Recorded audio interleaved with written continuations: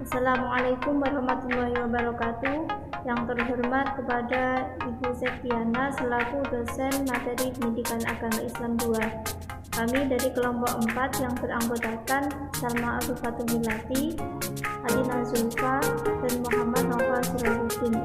Kami akan membahas materi PAI SMA K13 kelas 10 semester 2 yang berjudul Menjaga Martabat Manusia dengan Menjauhi Pergaulan Bebas dan Zina.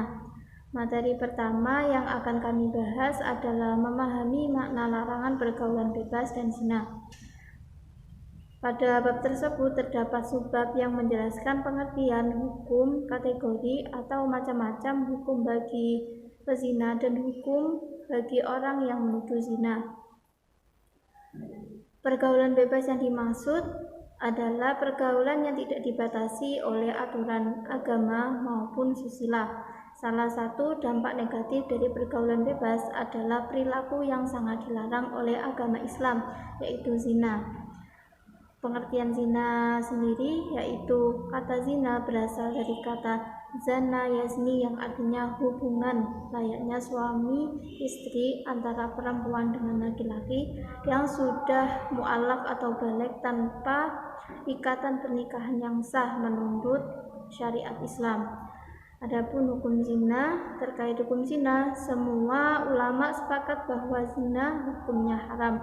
Bahkan zina sendiri dianggap sebagai puncak keharaman. Menurut pandangan Islam, perbuatan zina merupakan dosa besar yang dikategorikan sebagai perbuatan yang keji, hina, dan buruk. Baik, selanjutnya saya akan melanjutkan penjelasan dari teman saya sebelumnya, yaitu tentang macam zina dan hukumannya.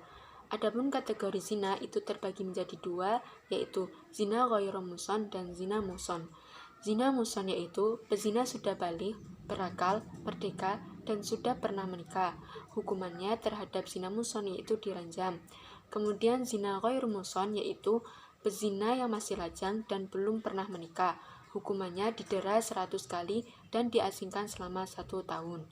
Kemudian hukuman bagi pezina untuk pezina ghairu muhsan yaitu hukumannya dipukul sebanyak 100 kali dan diasingkan di sebuah tempat yang jauh dari tempat mereka.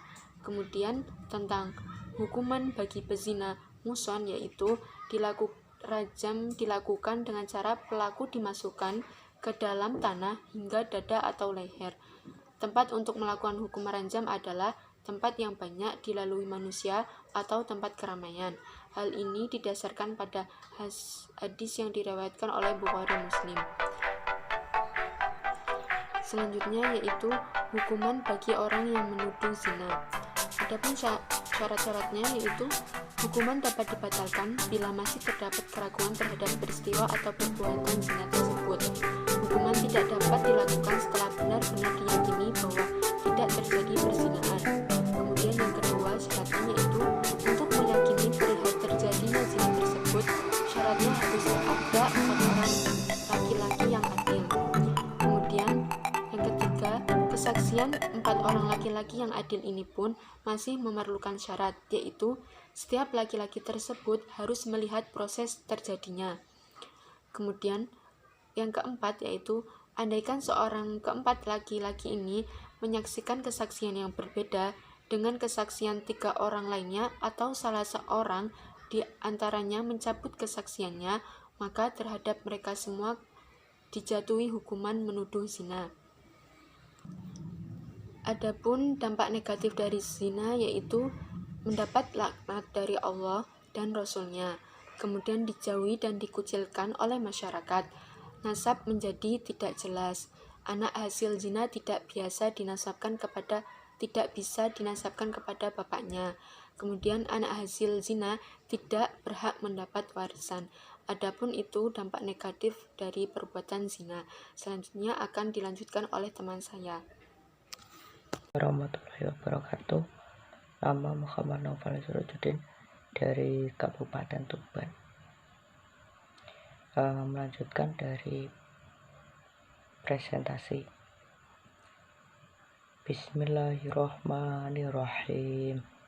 wala taqrabuz zina innahu kana fahisyatan wa sa'a sabila. Dan janganlah kamu mendekati zina.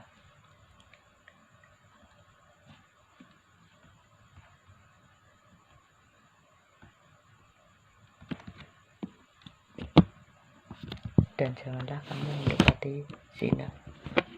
Sesungguhnya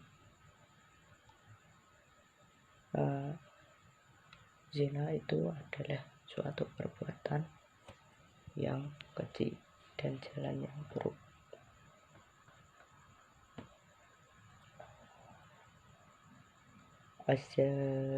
Az-zaniyatu waz-zani fajlidu kulla wahidin minhuma mi'ata jaldah wala ta'khudhukum bihima ra'afatum fi dinillahi in kuntum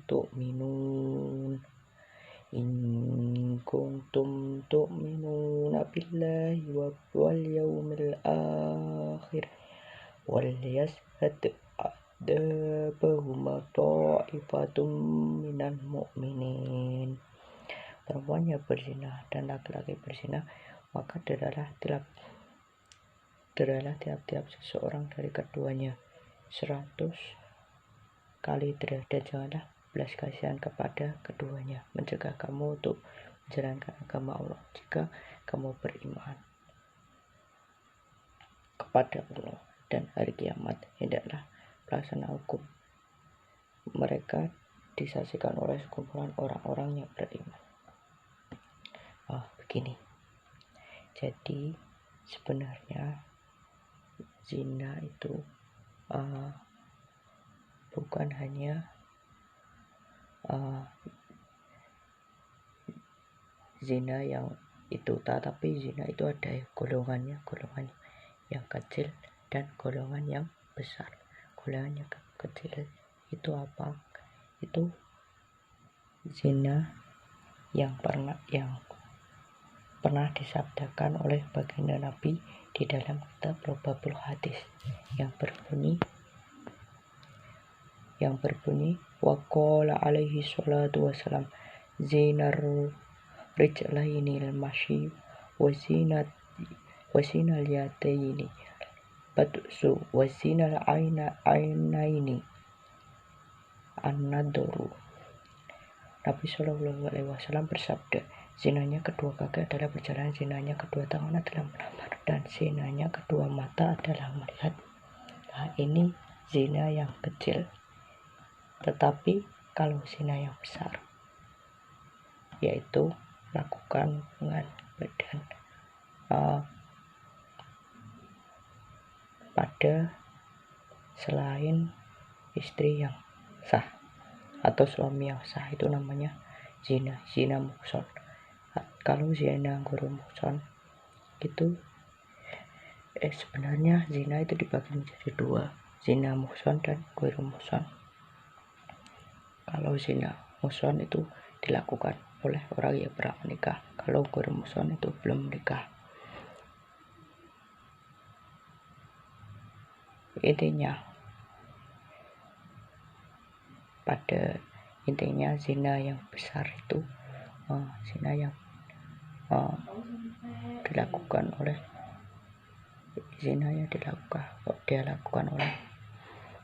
dua pasangan yang bukan suami istri.